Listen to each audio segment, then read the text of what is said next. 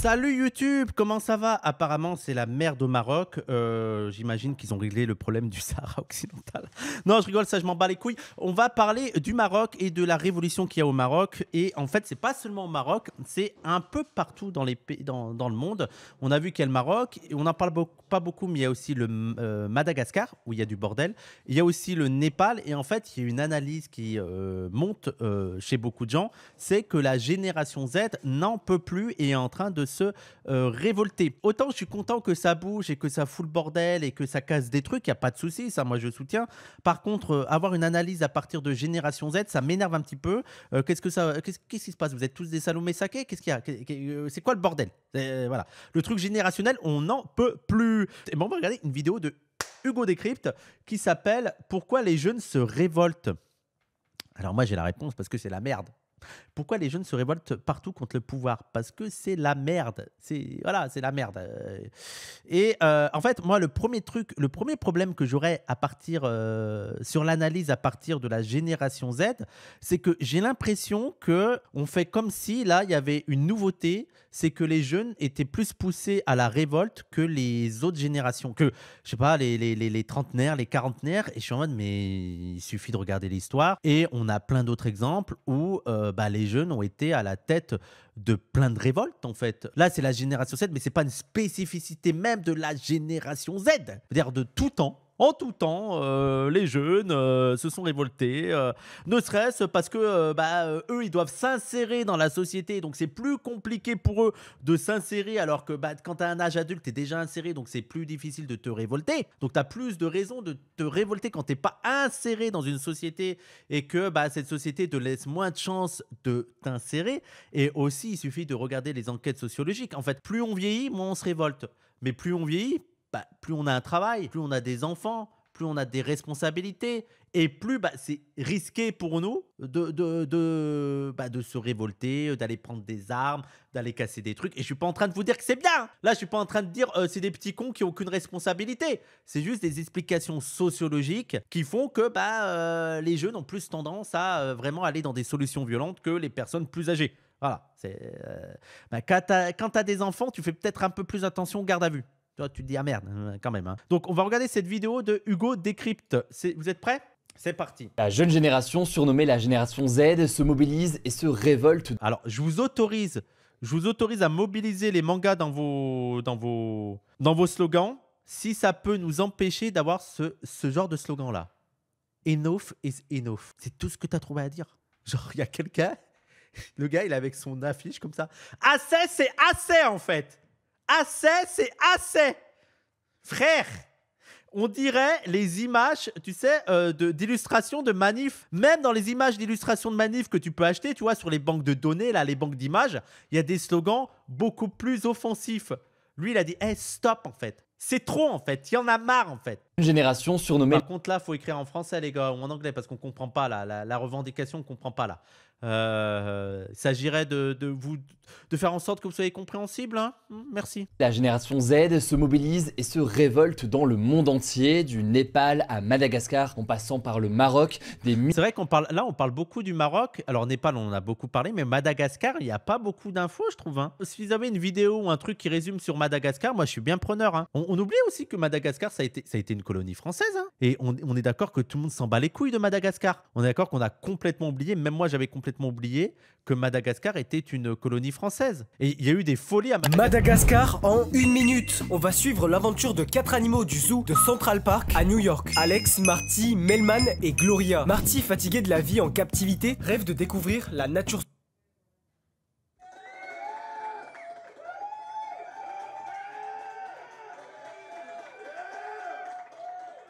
Bravo, bravo. Mate la vidéo sur Madagascar. Ok, je la mets de côté. On finit Hugo Décrypte et je la mets de côté. Des milliers de jeunes protestent dans les rues, menant à la chute du pouvoir en place dans certains cas, comme c'était le cas au Népal. Mais alors, quelles sont leurs revendications? Comment expliquer une telle vague en quelques semaines? Je sens qu'avec Hugo Décrypte, on va avoir une analyse vraiment socio-économique poussée, des conditions matérielles qui font que ces jeunes gens dans ces pays se sont révoltés contre leur pays. Je le pense. Avant de rentrer dans le vif du sujet, de quoi parle-t-on exactement quand quand on parle de la génération Z. La génération Z, c'est une génération qui est née entre la fin des... Ah, mais je suis de la génération Z, moi. Ils disent 90, 2000, 2010. D'accord. Donc moi, je suis la génération Z. Je suis avec vous, en fait. Ok. Moi, je pensais que... Mais 91, je suis dedans, non? Moi, je suis 91. C'est faux, c'est à partir de 97. Ok, donc la première info est fausse. C'est plus 95-2005. Ok. Après la Coupe du Monde. Ok. Il dit nimp. Ouais, ok, bon, bah bravo, Hugo Décrypte. Moi, je pense que la génération Z, c'est entre 1945 et 2005. Par exemple, de mon côté, je suis né en 97. Donc, je suis en quelque sorte au début de la génération Z. Et forcément... Et toi, pourquoi t'es pas en train de te révolter, hein? Une génération qui a grandi dans un monde déjà connecté, avec les réseaux sociaux, etc. Ah, donc je suis pas de cette génération-là. Parce que moi, je viens d'une génération où, pour s'amuser, on allait voir son voisin, quoi. On allait jouer au foot. On n'avait pas encore tout ça, là, Internet. Moi, je me rappelle, c'était l'été 2004. Il y avait mon frère, il est allé voir ma mère. Il a dit, ouais, mais avec Internet, tu pourrais avoir des recettes de cuisine. Et ma mère lui a répondu, mais je m'en bats les couilles de tes recettes de cuisine. J'ai des livres de cuisine. Il lui a répondu, oui, mais là, tu es obligé de tourner les pages. Là, avec Internet, là, tu cherches et tu as la page. Et moi, j'étais en mode, hey, je peux jouer à Football Manager. Parce qu'à l'époque, j'avais Football Manager. Parce que certes, je n'avais pas Internet. Mais j'avais les PC. J'avais un PC. Et ce qui était cool à l'époque, c'est que sans Internet, il n'y avait pas de jeu en live. Il n'y avait pas de jeu Internet comme ça. Mais alors pour vous, peut-être que c'est un truc pas cool. En mode, tu peux pas jouer avec tes potes. Eh ben si, tu peux jouer avec tes potes. Ils font quoi? Ils viennent chez toi. Et donc j'ai fait pas mal de parties de Football Manager. On était 4-5 à jouer à tour de rôle. Ah là là, ça c'était la bonne époque. Ah là là. Ça paraît évident, mais ils sont présents dans notre quotidien. Mais les manifestations ces dernières semaines, qu'elles aient lieu au Népal, à Madagascar ou encore au Maroc, des pays du Sud se révoltent. Elles ont justement ça en commun. Il s'agit de mobilisations qui sont nées et qui se sont amplifiées sur les réseaux, notamment TikTok, Instagram ou encore X. Mais ça aussi, pour moi, ça c'est pas nouveau non plus. On est d'accord qu'en 2011, il y avait déjà le discours de les réseaux sociaux qui ont amené Internet. Dans le monde arabe, tu avais le truc de les réseaux sociaux ont conduit à la révolte. En fait, moi, je suis super content de la révolte, hein, les gens. C'est pas ça mon problème. Mon problème, c'est cette analyse générationnelle qui me pète les couilles, quoi. Le printemps arabe, ben oui, c'est bon. Oh, les jeunes, vous avez rien inventé. Calmez-vous. On vous soutient. Moi, je soutiens la génération, là.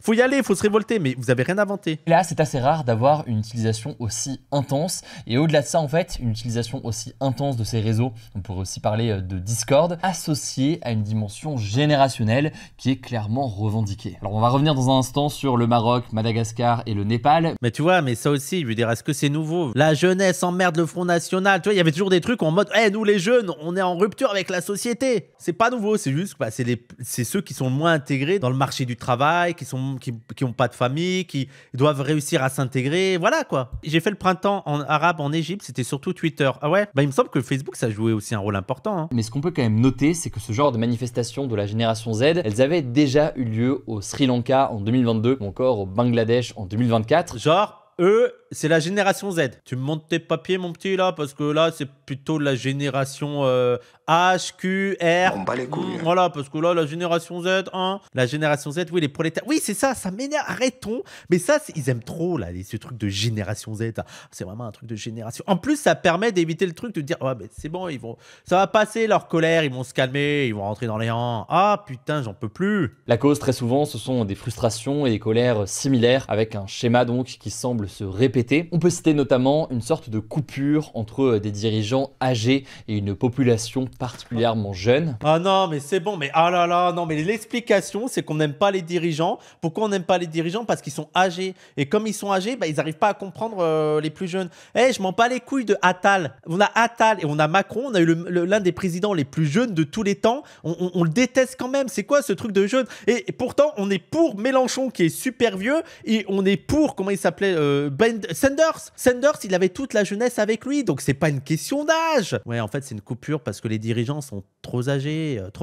Et là, il y a des jeunes, ils trouvent ça pas normal qu'ils soient trop âgés. Mais c'est pas vrai. Tu prends un président jeune qui applique la même politique, ça va être aussi le bordel. Faut arrêter là. À cela s'ajoute également une importante corruption des élites. Oui, c'est quand même un peu plus ça, non? Plutôt que l'âge. Je veux dire, parce que les jeunes, là, ils ont tous voté. Les jeunes, en majorité en France, ils ont voté Mélenchon. Mais ils s'en tapent de l'âge tant que t'as un programme basé. Avec un accaparement du pouvoir par des clans ou par des dynasties. C'est vraiment l'analyse. Il a travaillé 10 minutes sur sa vidéo. Vraiment. Alors, le problème, c'est qu'ils sont âgés et il y a beaucoup de corruption de la part de l'élite du clan ou de la dynastie. Voilà. Tu peux l'appliquer sur n'importe quel pays, ce truc. Tu sais, tu peux même l'appliquer en France. Ils aiment pas le pouvoir parce qu'il est corrompu. C'est des pays qui sont marqués souvent par des fortes inégalités sociales et un manque de perspectives économiques. Oui, c'est peut-être pour ça qu'ils se révoltent, ouais, effectivement. Non, mais... Oh là là là là là là. Non, mais Hugo décrypte. Non. Est-ce que ce serait pas un problème de génération? Est-ce qu'il n'y a pas des inégalités là-bas? Ce serait pas pour ça qu'ils se révoltent? Ce serait pas en raison des inégalités? Au Népal, par exemple, on en avait déjà parlé, un soulèvement inédit avait mené en quelques jours à la démission du gouvernement il y a quelques semaines. Mobilisation lancée sur les réseaux sociaux, elle avait pris davantage d'ampleur après avoir été fortement réprimée par les forces de l'ordre. Et au total, au moins 72 personnes. Waouh, oh, le gars, mais vraiment, ils n'avaient pas peur, les Népalais. Hein, parce que là, on parle pas des révoltes en France. Là, on parle de révoltes, tu peux facilement te faire... Après, il y a eu des gens tués en France, donc je vais pas dire ça quand même. C'est chaud. Mais ils ont pas peur quand même. Ils ont pas peur comme... Regarde comment il allait vers le flic avec son bâton là. Regardez le coup qu'il lui a donné. Réprimé par les forces de l'ordre. Et au total, au moins 72 personnes ont été tuées dans cette répression selon les derniers bilans. Et au-delà donc du contexte, un des éléments qu'on peut noter, c'est la question donc de l'organisation. Ici donc, c'est une organisation en quelque sorte davantage horizontale. Là aussi, c'est pas forcément quelque chose de complètement nouveau. Oui, merci, parce que même l'horizontalité et tout, vous vous rappelez de ça là?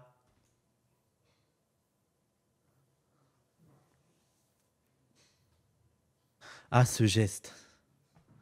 Ah. On est dans une on est dans une société hétéronormée.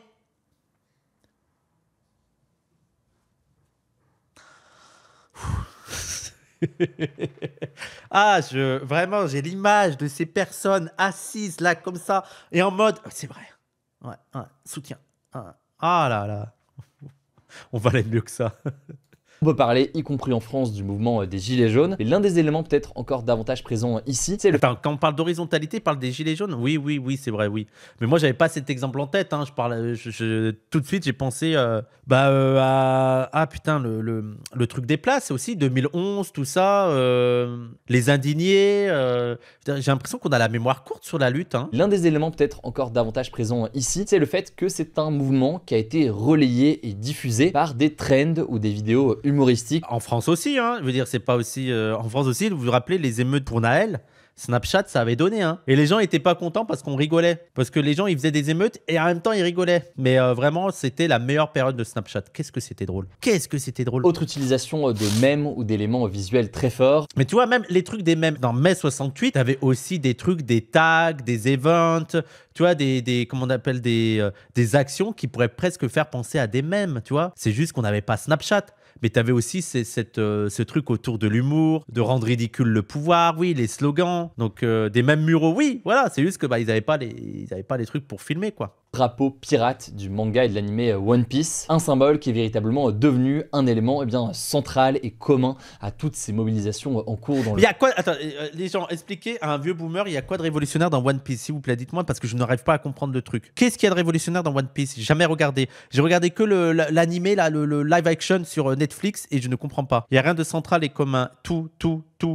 Ça parle de libérer les peuples. Ok, les pirates. Ok, c'est un équipage qui s'oppose à un gouvernement mondial. Ok, d'accord, je comprends mieux. Je comprends mieux parce que moi, j'ai juste trouvé ça nul, le live action, et j'ai pas accroché du tout. Hein.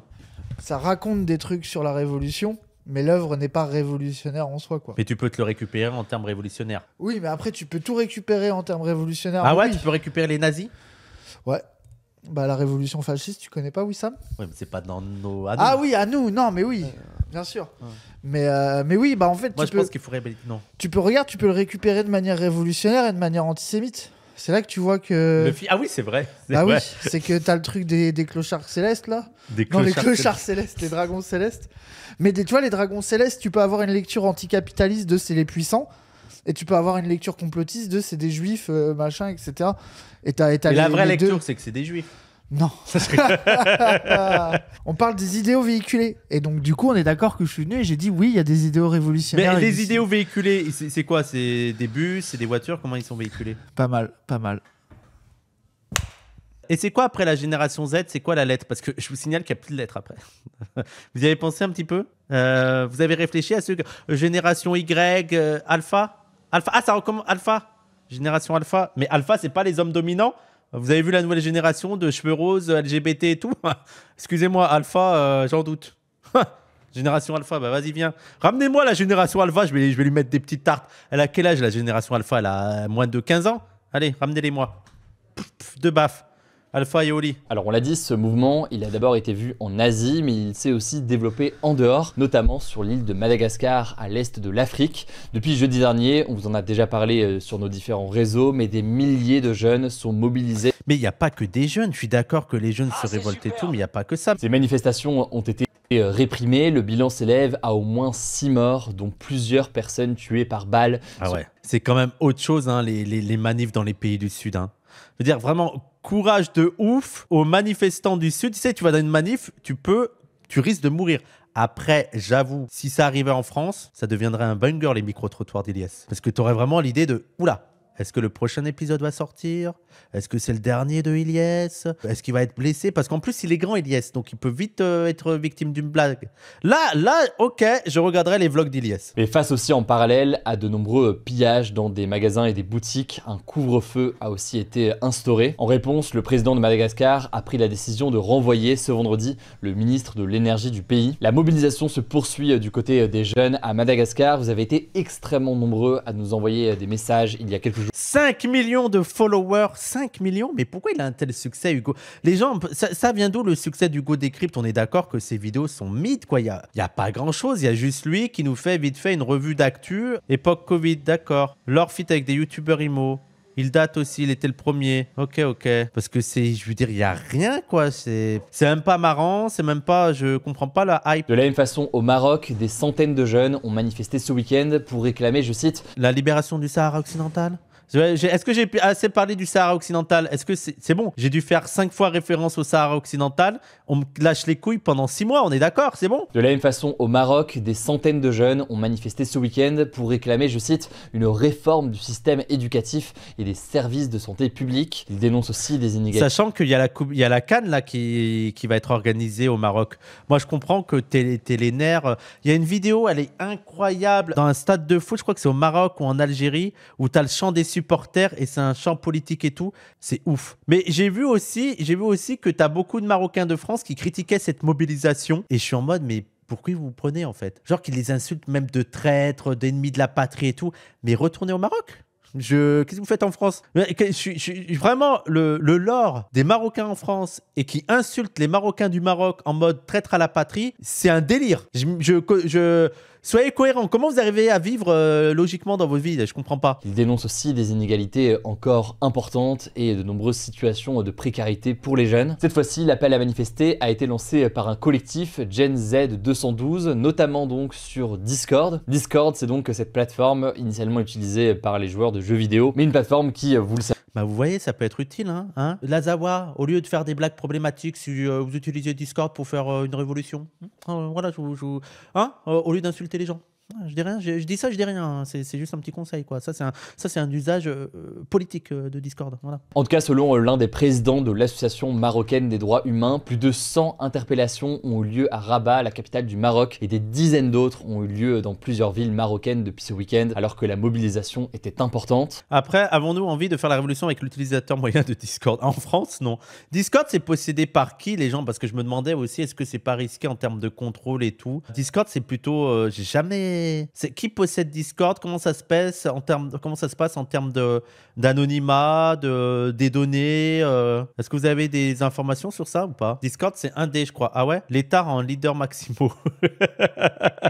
C'est vrai que ça serait l'État le leader de Discord. Discord pas safe, américain mais racheté par les Chinois. Ok. Et même si chaque mouvement dans ces différents pays garde évidemment ses spécificités et des revendications parfois différentes, eh bien de nombreuses personnes estiment qu'il y a donc une sorte de mouvement commun et une forme de mimétisme, notamment dans les modes d'action ou dans les symboles. Alors comment est-ce que tout cela avait évolué? Eh bien le fait que ce soit un mouvement spontané, donc sans organisation politique derrière. Oui, bon ça après ça m'allait. Ça aussi il faut pas minorer que le fait qu'il y a toujours eu des manifestations spontanées et tout. Et vous savez que là je suis en train de lire le livre de Benjamin Burbaumer sur la relation Chine-États-Unis et on se rend pas compte le nombre en fait de révoltes spontanées qu'il y a en Chine. Parce que vu qu'ils ne croient pas aux syndicats, vu qu'ils ne croient pas au PCC qui défendent pas leurs droits, et ben les mobilisations se font de manière spontanée et on a tous l'image de Chinois très disciplinés qui sont en droite ligne avec leur gouvernement et tout. Et en fait, non, ça augmente de plus en plus les manifestations. C'est juste qu'on n'a pas de retour sur ça, quoi. Sans organisation politique, ça ne veut pas dire que les gens n'ont pas de conscience ou de formation politique, exactement. C'est pour en faire à la fois une force, mais aussi une forme de limite ou de frein potentiel dans certains cas, avec l'absence parfois de débouchés clairs. Des débats similaires d'ailleurs s'étaient posés lors de la mobilisation des Gilets jaunes en France. Comme quoi, moi, les gens, je suis un peu léniniste sur certains points. C'est-à-dire que moi, je suis plutôt dans le spontanéisme. Je pense que la révolte ne viendra pas d'une organisation politique, même un truc vraiment qui a les masses avec elle et tout, et qui dicterait une date, tu vois, genre, ce jour-là et tout. Je pense vraiment que ça va être un événement, on s'y attend pas. Ça, voilà, comme on l'a vu au Chili, ça a été le ticket de métro. L'autre, c'était sur une place. En Turquie, il me semble, c'était pour un Tiananmen. On en parlera de ça, de Tiananmen, mais dans un autre... Mais bref, je suis plutôt dans le truc de spontané. Ça arrivera quand on s'y attendra le moins. Par contre, je pense qu'au fur et à mesure, il faut une formation, quoi. Il faut une forme d'organisation. Elle doit être la plus souple possible, hein. Je suis pas du tout dans le truc très stalinien on se décide avec une hiérarchie et tout, mais je pense qu'à un moment donné, il faut quand même un minimum d'organisation et une ligne sur laquelle, une ligne avec des projets politiques à défendre. Et ça veut pas dire qu'on peut pas les déborder, mais qu'il y ait quand même une direction, quoi. Sur qui le déclencheur, c'était la destruction d'un parc municipal. Oui, voilà, merci. Le projet de taxation de WhatsApp au Liban aussi. Le Liban, c'est vrai qu'on n'en parle plus trop, le Liban, là, mais la situation au Liban... Il n'y a plus de pays, quoi.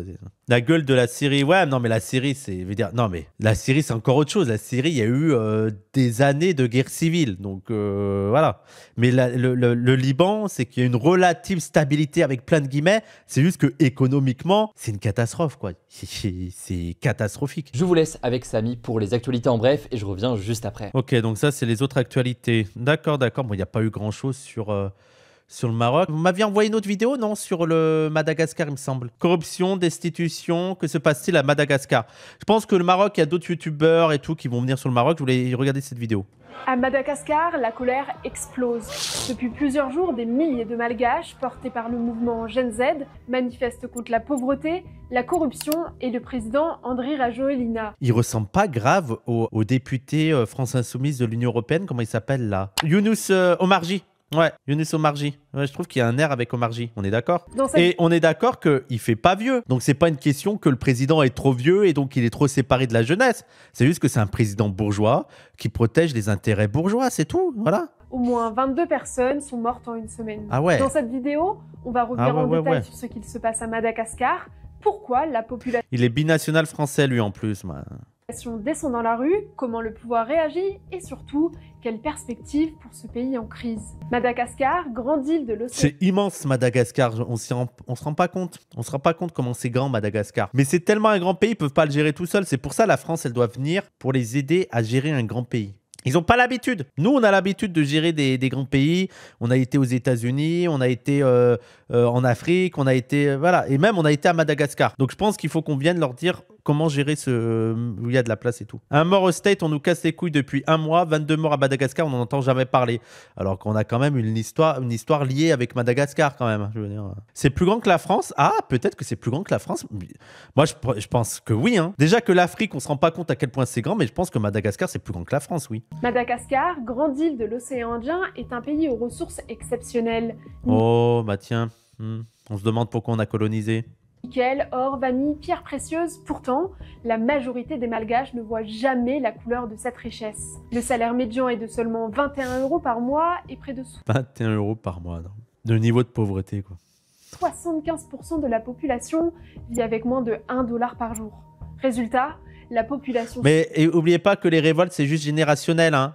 C'est juste la génération Z, elle s'est dit « Hey, il y en a marre » et ça, il y a eu une révolte. Voilà. Ça marche comme ça. Dans les analyses à base de génération, c'est vraiment ça leur truc, quoi. C'est juste, là, elle a dit stop, là. Il y en a marre, il y a trop d'inégalités. Mais aussi, pour qu'une révolte tienne, il faut aussi que la population puisse la soutenir. Et donc, effectivement, sur le devant de la scène, c'est les jeunes, comme partout. Regardez les émeutes en banlieue. Regardez aux États-Unis quand il y a des révoltes et tout. Et effectivement, les jeunes sont sur le devant de la scène.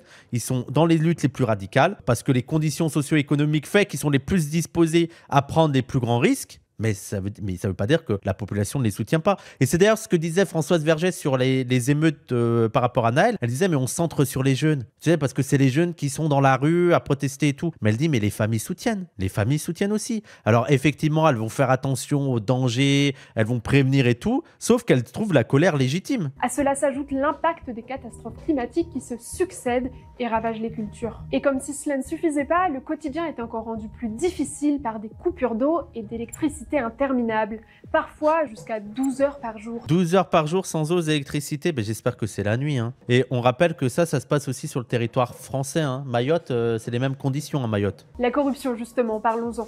Car la colère des Malgaches ne vient pas seulement des privations. Pendant que la population survit, les élites du pouvoir, leurs familles et leurs... Déjà, on est tous d'accord. Sur cette photo, on est tous d'accord. Ouais, on est tous d'accord de... Ilyes, voilà, merci. Merci, c'est vrai. J'ai été en mode, je suis pas fou. D'accord, ok. On dirait vraiment Ilyes. Ilyes malgache. Pendant que la population survit, les élites du pouvoir, leurs familles et leurs proches affichent un luxe indécent. Villas, voitures, voyages, les enfants des dirigeants s'exposent sans retenue sur les réseaux sociaux. Cette image d'un pays à deux vitesses... Comment je suis heureux de cette période. Par contre, il y a un changement par rapport aux années... Je veux dire, avec la victoire des libéraux dans les années 80, 90, 2000, ça devait être dur quand t'es de gauche. Hein. Quand t'étais de gauche dans ces 30 années-là, de 80 des années 80 à 2000, donc c'est 20 années, pardon, c'est 20 années, ça devait être difficile. Mais que là, il y a le retour de la haine légitime des riches. Quel plaisir de pouvoir... T'aimes pas les riches? Oui, je n'aime pas les riches. Vous vous rendez compte, il y a 20 ans, c'était en mode... T'es contre la richesse, t'es contre les riches, t'es super, t'es un semard, c'est pas comme ça que ça marche. Allez, niquez vos mères, je déteste les riches. Je suis heureux que même la jeunesse, elle est en mode je m'en bats les couilles, les élites, j'en peux plus. Et quand les citoyens veulent protester, les autorités répriment. Les manifestations sont interdites et la police répond avec violence. Au cœur de cette contestation, un homme, le président Andry Rajoelina. Son parcours est marqué par des coups d'état. Déjà, ce genre de décor, ça fait décor de dictateur. Déjà, rien que ça. Déjà, je trouve ça un peu kitsch. Un peu vieux, mais oui, effectivement, ça fait... moi, je suis pas d'accord, quoi. C'est quoi cette tenue? C'est quoi cette prestance? C'est quoi ce décor? C'est quoi cette pièce immense derrière? Ancien maire d'Antananarivo, il prend le pouvoir en 2009 à la faveur d'un coup d'état après un soulèvement populaire. Il gouverne jusqu'en 2014. T'as vu le bureau du président à l'Élysée? Ouais, non, mais moi, je suis d'accord que c'est un scandale. Hein. L'Élysée, c'est un scandale. Mais c'est ouf comment ça... Vraiment, on sent l'héritage vraiment royaliste, l'héritage vraiment de la France de monarchiste. C'est horrible. Et en plus, je déteste ce genre de déco. En 2023, il est réélu, mais le scrutin est contesté et boycotté par l'opposition. Lors de sa candidature, il déclarait « Je suis prêt à me dédier entièrement au pays et à être le président de tous les Malgaches, sans distinction ». Mais 15 ans après son premier passage à la tête du pays, une grande partie de la population estime qu'il n'a pas tenu ses promesses. 16 ans au pouvoir, hein. On lui a donné maintes chances. Hein. Il nous fait des promesses différentes. Il ne pense qu'à son intérêt et à l'intérêt de sa propre famille. Face à Hayati, c'est la famine qui nous tue. C'est stylé quand même, hein, les révoltes comme ça, c'est quand même... Ils ont du style. Moi, je soutiens.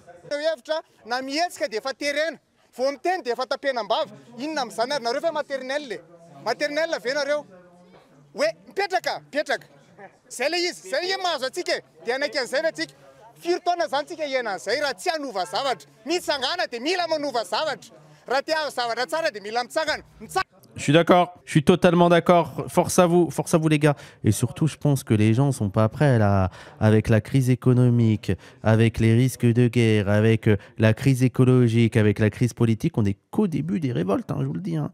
Moi, je prédis 2026, révolte populaire en France, on brûle tout et on installe le communisme. Voilà. Depuis le 25 septembre 2023, un mouvement inédit s'organise via les réseaux sociaux, la Gen Z. Mais entre la fin des années 1990 et le début des années 2010, cette génération prend la tête de la contestation. Leur symbole, le drapeau pirate tiré du manga One Piece. Leur mot d'ordre, Rajo et Lina, dégage. Simple, efficace. Pourquoi faire compliqué? Je comprends pas. Dégage. Dégage, dégage. Après, moi, je pense que je sais pas quel est l'état des. Ce qui serait intéressant, moi, là-dedans, dans ce genre de reportage, parce qu'on reste stabilisé, on reste en fait sur le côté génération et tout. Moi, ce que je trouve important, ce serait aussi de voir quelles sont les positions des partis politiques, quelles sont les relations des partis politiques et de la population, des syndicats. Là, je sais pas. Moi, je trouve que c'est le truc qu'on devrait ajouter pour comprendre comment ça se fait qu'il se présente en tant que simplement génération Z et non en tant que classe ou non en tant que même autre catégorie, tu vois. Ça pourrait être travailleur et tout. Et surtout, c'est quoi les relations avec les travailleurs? Voilà. S'il y a des partis politiques, bah, je pense que oui, il y avait l'opposition qui a boycotté les élections. Et je rappelle que le mai 68, l'un des enjeux, ça a été la jonction avec les travailleurs. Donc je me demande aussi si c'est un enjeu chez eux, la jonction, parce que j'imagine que Génération Z, ça doit être beaucoup d'étudiants. Et surtout, je pense qu'ils se revendiquent davantage de Génération Z, que beaucoup doivent être sans emploi, doivent être encore étudiants, doivent encore vivre dans leur famille ou des trucs comme ça, qui fait qu'ils peuvent pas ils se sentent pas aussi adultes que d'autres. Mais ça serait intéressant de voir les relations avec le monde du travail, quoi, avec les organisations syndicales.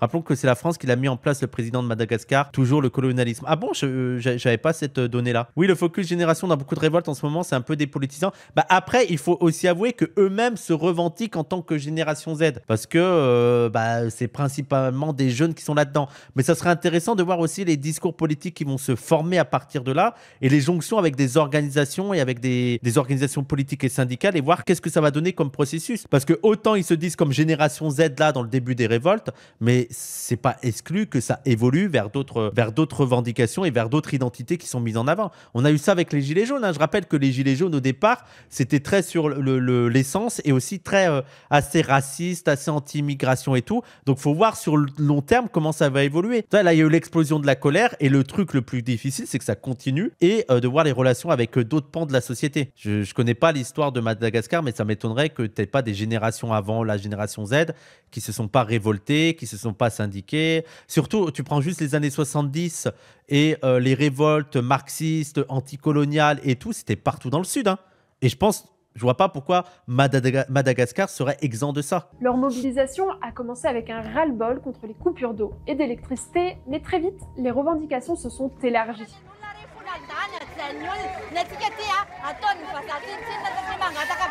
Dénonciation de la corruption, du népotisme et désormais exigence. Il y a eu des révoltes en 2002-2009, dans les années 70-80, il y a eu une révolution socialiste. Sankara a formé chez nous tout ça. Bah voilà. Voilà. Oui, mais ça m'étonne pas. Hein. Il n'y a aucun pays dans le monde où ils ont pas mené où la population dominée n'a pas mené des révoltes, quoi. Mais la contestation se heurte à une répression brutale. Le Haut Commissariat aux droits de l'homme de l'ONU parle d'au moins 22 morts et plus d'une centaine de blessés depuis le début des manifestations. 22 morts, c'est énorme. Hein. On a une histoire politique forte, juste les mémoires sont pas faites et le néocolonialisme frappe fort. T'es malgache, Jordi Wo, c'est ça? Ok, mais c'est vrai que c'est un sujet dont on parle pas beaucoup. Et parce qu'on parle pas aussi des massacres coloniaux qu'il y a eu à Madagascar, tu vois. On parle beaucoup de l'Algérie et c'est quand même dingue qu'on ne se rappelle pas de la folie pratiquement génocidaire du colonialisme français à Madagascar. Faudrait qu'on fasse une vidéo sur le sujet et tout, parce que insurrection de 47, gros massacre. Oui, voilà, et on parle de l'Algérie de 45, 47 et tout. Mais Madagascar, ça a été une dinguerie. Hein. Des malgaches jetés dans les wagons, jetés vivants des avions. Ouais. Des témoins affirment que les forces de l'ordre ont tiré à balles réelles. En parallèle, des pillages ont éclaté dans la capitale. Étrangement, certains commerces liés au pouvoir ont été épargnés. Ah, attendez, d'accord. Ce qui est sous-entendu, c'est que les pillages ont été menés par le gouvernement pour essayer de donner une mauvaise pub aux mobilisations. Et c'est pour ça que les magasins qui sont proches du pouvoir n'ont pas été pillés. Ouais, moi j'y crois. Et d'ailleurs, pour moi, la meilleure stratégie face aux pillages pour éviter la mauvaise pub, c'est de justifier les pillages. De dire reprise populaire, quoi. Oui, ouais. T'as un peuple qui souffre à Madagascar, t'as des gens qui souffrent, ils reprennent les richesses, quoi. Ouais, ça me choque pas, je suis pas ému. Et la réponse d'en face de la génération Z, c'est que des communiqués pour dire on est pacifique. Oui, mais c'est normal, je veux dire, je sais pas quel est l'état de l'opinion publique à Madagascar, je sais pas à quel point ils ont accès aux médias et tout, mais c'est normal que quand t'as un gouvernement qui peut faire ce genre de mission de pillage sous faux drapeau pour donner une mauvaise image de la mobilisation, manifestation que les responsables se disent hey, nous on est pacifiques. Mais les gens, après c'est à travers la lutte qu'ils vont se former. Hein. Mais les gens sont effrayés de fou, c'est normal. Bah bien sûr. Surtout quand t'es dans un truc où il y a eu 22 morts. Parce que en fait, en plus, le truc c'est pas seulement la mauvaise image. Genre la mauvaise image que ça peut donner à l'opinion publique. C'est aussi les représailles. Parce que je pense qu'un tel gouvernement peut se servir de ces pillages pour mener une répression de ouf vers les manifestants, tu vois. Et donc, je comprends aussi la défense en mode « Ah, mais nous, on est pacifiques ». Tu vois, c'est pour ça, parfois, il y a un discours un peu bandeur qu'on a en France sur des manifs un peu plus radicales et tout. Et je suis en mode « Oui, bon, on dit ça parce que on se dit qu'on a un gouvernement qui, tout en étant hautement répressif, se permettra pas de tirer à balles réelles et de faire des dizaines de morts. Parce que là, on parle pas d'un ou deux morts, on parle de 22 morts depuis le début des contestations. Alors que si on était dans un gouvernement qui, lors des manifestations, on savait qu'il peut faire des morts et des dizaines de morts, crois-moi qu'on serait en mode, oula, on va jauger un petit peu le niveau de violence qu'on va mettre en place. Parce que je sais pas s'il y a beaucoup de personnes qui seraient prêtes à payer le prix, quoi, à prendre le risque. Hein. Moi, en tout cas, je vous le dis direct, comptez pas sur moi. Vous faites ce que vous voulez, mais voilà. Pour avoir vécu les révoltes de 2009 et vu plein de gens mourir, la vérité, je suis effrayé à vie des insurrections, mais force aux gens qui luttent. Bah oui, non, mais voilà, je veux dire, moi, je prends les positions que je suis prêt à tenir. Voilà, je sais que je serais pas prêt à tenir ce genre de position, je la prends pas. Les autorités auraient-elles laissé faire, voire encouragé certains casseurs pour discréditer le mouvement? La Gen Z accuse d'ailleurs dans un communiqué le pouvoir d'avoir payé des groupes pour semer le chaos et entacher leur lutte. Et ça, c'est pas typique aux sociétés du Sud. Hein. On rappelle que la France... Vous vous rappelez, il y a un sketch de... Comment ça s'appelle de Coluche, où il fait un peu une blague sur ça, où ils font casser en manif. Je crois que c'est quand il fait le flic, non? Et il parle du fait qu'ils cassent des vitrines et après ils disent que c'est les manifestants. Ah ouais, puis il y a les appariteurs dans les manifs.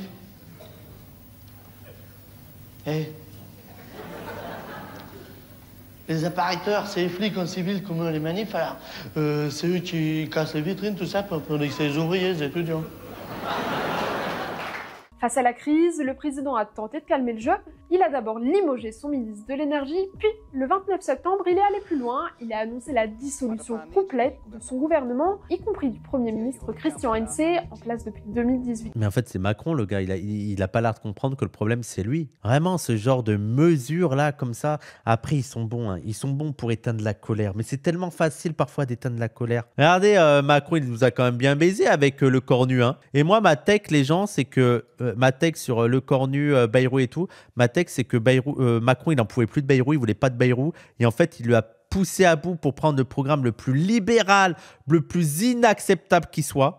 Il l'a adossé à Bayrou, c'est lui qui devait prendre la responsabilité, en sachant très bien que ça passerait pas. Comme ça, il vire Bayrou et il peut avoir le cornu qui vient comme en mode « Ah non, mais moi, je serai la voix de la raison ». Et donc, on va avoir des miettes, quoi. Apparemment, Macron, il n'en peut plus d'avoir un gouvernement. Oui, j'avais oublié qu'il y a toujours pas J'avais oublié ça. L'intersyndicale avec leur ultimatum ridicule. Les gens, l'intersyndicale, moi, je vous rappelle, allez voir la vidéo qu'on a fait avec le Zawa Talk, là, avec Aurélien Boudon, sur les syndicats. Et je veux dire, d'accord, vous critiquez les organisations syndicales, les têtes de pont et tout.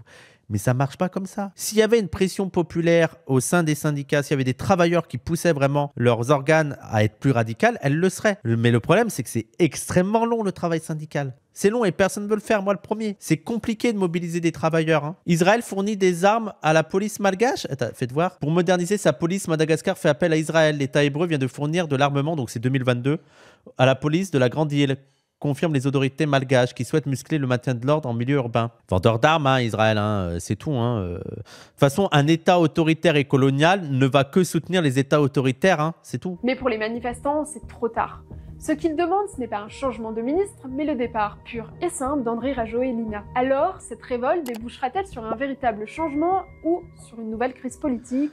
On vous tiendra informé sur ouestfrance.fr. Ben, pour conclure, moi, c'est ça qui me dérange un peu dans les trucs dégagistes. Alors, je soutiens totalement. Il n'est pas question de dire que le dégagisme, c'est pas bien. Je comprends que t'es malgache et tout, t'es népalais. Il y a le truc du dégagisme. Et t'as ça aussi. Je dis ça parce que t'as ça aussi en France. En fait, t'as beaucoup de contestations populaires qui est relativement peu formée politiquement, ce qui ne veut pas dire qu'ils ne sont pas politisés, mais qui n'ont pas de formation politique théorique et tout, qui fait que ça se limite souvent à un dégagisme et qui croient qu'une fois le pouvoir dégagé en place, eh ben, en gardant gardant les mêmes structures et on aura un nouveau gouvernement qui va être beaucoup plus sympa. Et tu t'attaques pas aux structures. Et c'est ça le problème avec le dégagisme. Se dire, ok, on vire Macron, mais je veux dire, si on met pas Mélenchon qui, seulement s'il amène à la 6ème République, pourra vraiment changer les choses, et ben rien ne va changer, tu vois. Et c'est un peu la critique que, tu sais, avec des brancos et tout, qui sont vraiment sur cette ligne-là, du dégagisme, et qui s'intéressent pas à la structure, et qui sont en mode, ah, mais en fait, le problème, c'est qu'on a un mouvement corrompu. La structure du pouvoir fait que ça favorise la corruption, et ça favorise la formation d'une élite qui peut aller dans la corruption. Mais se contenter d'un dégagisme, on garde la structure et on change les personnes en place, ça va rien changer. Hein. Mais je suis d'accord il faut que le mouvement dure, donc c'est normal. Hein. Il faut que le mouvement dure pour qu'il fasse émerger d'autres demandes et d'autres perspectives. Est-ce qu'on ne réduit pas ça au dégagisme dans le traitement médiatique? Aussi peut-être, petite pierre du peuple, je suis d'accord avec toi.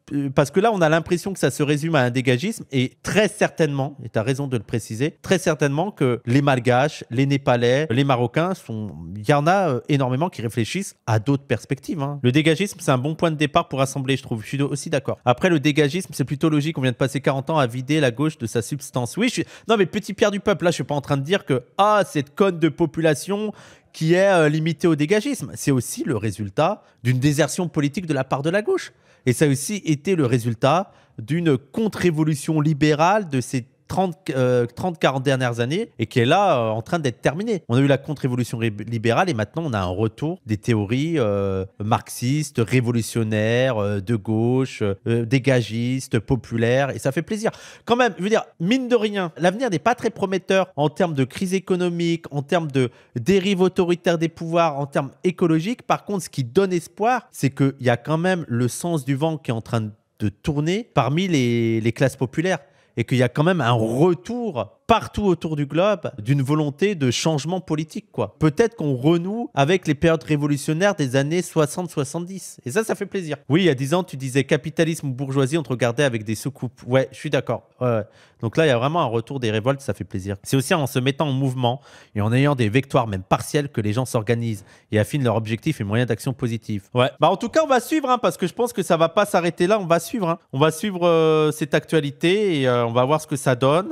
Et il faut voir aussi comment la France, alors pour le Maroc, mais aussi pour Madagascar, pour le Népal, ça me semble être trop loin géographiquement et même il n'y a pas d'énormes liens entre le Népal et la France. Par contre, avec Madagascar et Maroc, que ce soit historiquement, économiquement et tout, il y a quand même des liens. Il faut voir comment la France va se placer sur ces sujets-là. Il y a les révoltes à Madagascar, les révoltes au Népal, les révoltes au Maroc, bientôt la révolte dans un autre pays du Sud, la France. Donc, les bourgeois, faites attention, on arrive. Hasta siempre, c'est ça qu'on dit? Hasta siempre. El pueblo unido nada será vencido. El pueblo unido nada será vencido. Voilà, c'était mon petit chant révolutionnaire en soutien à cette révolte, à ces révoltes. Et on restera au courant de ce qui se passe.